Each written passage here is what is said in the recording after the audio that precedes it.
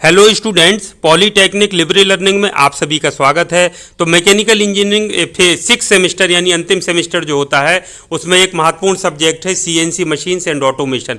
तो सभी विषयों का सिलेबस पूरा होने के बाद हम अब फोकस कर रहे हैं पुराने प्रश्न पत्रों को सॉल्व करने की, जो कि बीटीयूपी में पूछे जाते हैं और सिलेबस के अकॉर्डिंग है, ताकि आप प्रश्न पत्रों से उनसे पूछे जाने वाले प्रश्नों से अच्छे से परिचित अभ्यस्त हो सकें, यूज टू हो सकें और आप अच्छे अंक अर्जित करने के साथ साथ भविष्य के लिए भी स्वयं को तैयार कर सके। तो प्रश्न पत्रों का जो प्रारूप है वो तो अटेम्प्ट ऑल क्वेश्चंस 5 क्वेश्चंस होते हैं, प्रत्येक में 3 पार्ट होते हैं, 2 पार्ट करने रहते हैं, अलग अलग सब में निर्देश लिखे रहते हैं। Attempt any 2 parts of the following, प्रत्येक पार्ट 5 नंबर का होता है, यानी 2 पार्ट यानी 10 नंबर का एक प्रश्न हो गया, 5 हो गए 50 नंबर के। तो इस तरीके से प्रश्न आता है। तो हम शुरुआत कर रहे हैं सीएनसी मशीन्स एंड ऑटोमेशन। फिर से कह रहा हूं कि इंग्लिश जो हिंदी मीडियम वाले स्टूडेंट्स हैं वो इंग्लिश वाले पेपर को पढ़ना, उसको समझना और उसी के अकॉर्डिंग उत्तर देने की आदत जरूर डालें। हिंदी के रूपांतरण के भरोसे ना बैठें। इस बात को मैं बार बार दोहराता हूं, फिर से दोहरा दिया है और इसी के साथ हम शुरुआत कर रहे हैं। पहला प्रश्न है attempt any 2 part, 3 part ABC हैं। ए है define the automation and its future scope. Automation यानी स्वचालन को परिभाषित करिए और इसका फ्यूचर स्कोप यानी भविष्य में इसका उपयोग, कार्य क्षेत्र यानी स्कोप क्या है उसको आपको बताना है। What is CNC machines and its type. CNC machine क्या होती है और इसके प्रकार आपको लिखना है। Differentiate between CAD and CAM. CAD and CAM के बारे में भी पूछ लिया, दोनों में अंतर बता देना है। ये आप पहले भी एक सब्जेक्ट जो कैड कैम था वो उसके बारे में आप पढ़ चुके हैं, जो 4th सेमेस्टर में होता है। दूसरा प्रश्न है attempt any 2 parts of the following. Explain NC and DNC machine. NC यानी न्यूमेरिकल कंट्रोल और डीएनसी यानी डायरेक्ट न्यूमेरिकल कंट्रोल मशीनों को समझाना है विस्तार पूर्वक। Define PLC control and its components. PLC control क्या होता है उसको बताते हुए इसके विभिन्न जो घटक होते हैं वो आपको बताना है। ये पूरा मैंने पढ़ाया है सिलेबस के according. Describe transducers and sensors. Transducer क्या होता है, सेंसर्स क्या होते हैं, उनको आपको समझाना है। तीसरा है अटेम्प्ट एनी 2 पार्ट, फिर वही ए में है आपका define role of computer in automation. Automation in detail. Automation मतलब स्वचालन में कंप्यूटर का क्या भूमिका है या क्या रोल है उसको आपको बताना है। बी है state a simple program for drilling in CNC milling machine. CNC milling machine में ड्रिलिंग के लिए आपको एक सिंपल प्रोग्राम लिखना है, जी कोड जिसमें यूज किए हों। ठीक है बच्चों, तो वो मैंने आपको बता ही दिया है, तो उसको अच्छे से पढ़ लेना है, सिंपल सा प्रोग्राम उसको लिख देना है। Explain G and M code. G code क्या होते हैं, एम कोड क्या होते हैं आपको पता है, उसको बढ़िया से एक्सप्लेन कर देना है। अटेम्प्ट एनी 2 पार्ट्स, फिर ए आ गया describe management of a tool room. Tool room के मैनेजमेंट को आपको विस्तार पूर्वक समझाना है, मैंने पढ़ाया है। Differentiate between turning end milling CNC machine.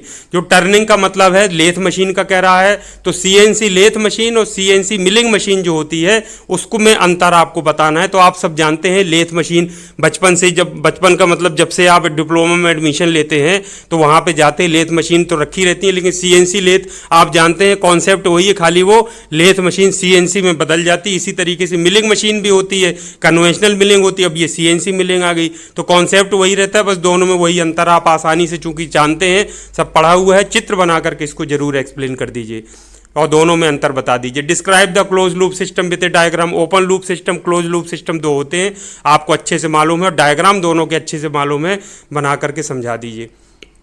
5वां है आपका ए पार्ट है define the working of automatic tool changer system. ATC की बात हो रही है, ऑटोमेटिक टूल चेंजर सिस्टम क्या होता है उसकी वर्किंग को चित्र सहित मैंने बताया है, उसी तरीके से एक्सप्लेन कर देना है। Explain encoder and decoder system. ये क्या होता है सीएनसी मशीन में, इसको पूरा बढ़िया से समझा देना है।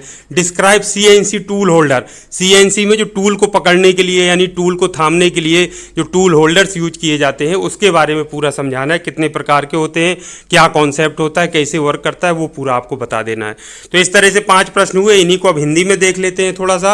पहला है ऑटोमेशन को परिभाषित कीजिए। ऑटोमेशन को इन्होंने हिंदी में स्वचालन नहीं लिखा है। देखिए अब ध्यान देने वाली बात, जो बच्चे हिंदी मीडियम के ध्यान दें, स्वचालन के रूप में रट के बैठे हुए हैं आप और ऑटोमेशन पे ध्यान नहीं दे रहे हैं, तो आप देखिए हिंदी में भी ऑटोमेशन लिखा है, उसको परिभाषित करिए, इसके भविष्य की संभावनाओं के बारे में बताना है। वाह है सीएनसी मशीन क्या है, कितने प्रकार की होती है। सा है कैड और कैम में अंतर बताइए, ठीक है ये तो सिंपल है। दूसरा का आ है आपका एनसी और डीएनसी मशीन को समझाइए, ठीक है। पीएलसी नियंत्रण और उसके घटकों को परिभाषित करिए, ठीक है। ट्रांसड्यूसर और सेंसर का वर्णन करिए। अब आप ये शब्द टर्मिनोलॉजी देखिए, चाहे पीएलसी आया, चाहे ट्रांसड्यूसर, चाहे सेंसर, कहीं इसकी हिंदी यूज नहीं की गई, आप ध्यान से देख लीजिए। अगर ट्रांसड्यूसर का आप कुछ और पढ़कर बैठे हैं हिंदी में तो प्लीज़ ऐसा मत करिए, ट्रांसड्यूसर को ट्रांसड्यूसर के रूप में पढ़िए, पढ़िए, सेंसर को सेंसर के रूप में पढ़िए और पीएलसी को पीएलसी के रूप में पढ़िए। यानी जो भी टेक्निकल टर्म्स हैं उनको अंग्रेजी में उसी हिसाब से जरूर पढ़िए और उसी के हिसाब से आप उत्तर दीजिए, क्योंकि हिंदी रूपांतरण में भी खाली वही अंग्रेजी को ही हिंदी में सीधे लिख दिया जाता है। तीसरे प्रश्न की तरफ आते हैं। ऑटोमेशन में अभिकलित यानी कंप्यूटर का क्या रोल है, समझाइए। सीएनसी मिलिंग मशीन में ड्रिलिंग के लिए एक सरल प्रोग्राम लिखिए। ठीक है, सिंपल है, जी कोड और एम कोड समझाइए, ये है। अब देखिए इसमें हिंदी में देखिए जी और एम समझाइए, बस कोड गायब हो गया। तो ये आप जब तक चीज़ों को समझेंगे नहीं तब तक आपको क्लियर नहीं होगा, ये आपको इंग्लिश वाले वर्जन में ही जाकर देखना पड़ेगा। अब किन्हीं दो भागों के फिर यही आ गया, टूल रूम के प्रबंधन का वर्णन कीजिए, मैनेजमेंट ऑफ टूल रूम कह रहा है। टर्निंग और मिलिंग सीएनसी मशीन के बीच अंतर बताइए, चित्र बनाकर समझा दीजिए। क्लोज लूप सिस्टम का चित्र बनाकर वर्णन कर दीजिए, कर दीजिए। पांचवें का है स्वचालित उपकरण परिवर्तक प्रणाली के कार्यों को परिभाषित करिए। अब एटीसी जब आपने पढ़ रखा है, ऑटोमेटिक टूल चेंजर सिस्टम, तो ये स्वचालित उपकरण परिवर्तक प्रणाली, ये इतना ज़्यादा आपको फिर माइंड पे जोर देने की आवश्यकता नहीं पड़ेगी। एनकोडर और डीकोडर सिस्टम की व्याख्या करें, कर दीजिए। और सीएनसी उपकरण धारक का वर्णन करें। अब आप देखिए उपकरण धारक क्या होता है। टूल होल्डर ज़्यादा आसान है, हमारे घरों में, सबके घरों में बल्ब होल्डर लगे होते हैं कि नहीं। बल्ब होल्डर का मतलब ऐसा होल्ड जो बल्ब को होल्ड करके रखे, टांग के रखे, तो बल्ब होल्डर कहते हैं। सीएनसी मशीन में जो कटिंग टूल को होल्ड करके रखता है, पकड़ करके रखता है मजबूती से कटिंग के दौरान, उसको टूल होल्डर कहते हैं। तो अब ये उपकरण धारक, ये थोड़ा अजीब नहीं लग रहा है आपको? सोचिए, टूल का मतलब वो कटिंग टूल से मतलब है, ना कि ऐसे उपकरण धारक से मतलब है होल्डर का। तो यहाँ टूल होल्डर, सीएनसी यदि टूल होल्डर आप समझेंगे और पढ़ा है इस रूप में, तो आपको उत्तर देने में और आगे भी भविष्य के लिए आपको टेक्निकल नॉलेज के दृष्टिकोण से भी बहुत उपयोगी तभी काम आएगा जब आप उसको इंग्लिश में सारी टर्मिनोलॉजी को समझेंगे। तो ये था बच्चों महत्वपूर्ण पेपर। इसी क्रम में हम लगातार प्रैक्टिस करते रहेंगे। कम से कम 3 पेपर की प्रैक्टिस करिए प्रत्येक विषय की, ताकि यूज टू हो जाए और कोई प्रश्न छूट तो नहीं गया सिलेबस में, उसको भी आप पढ़ सकें। इस पर्पज से सारे प्रश्न पत्रों को पुराने आपको सॉल्व कर लेना है।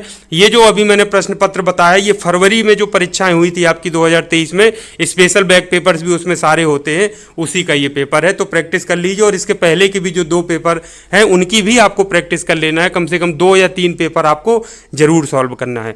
तो थैंक यू वेरी मच, पढ़ते रहिए। शुभकामनाएं आपको हैं कि आप बहुत अच्छे नंबरों से पास होंगे और भविष्य के लिए भी स्वयं को तैयार करेंगे। Thank you very much. आप सभी का दिन शुभ हो।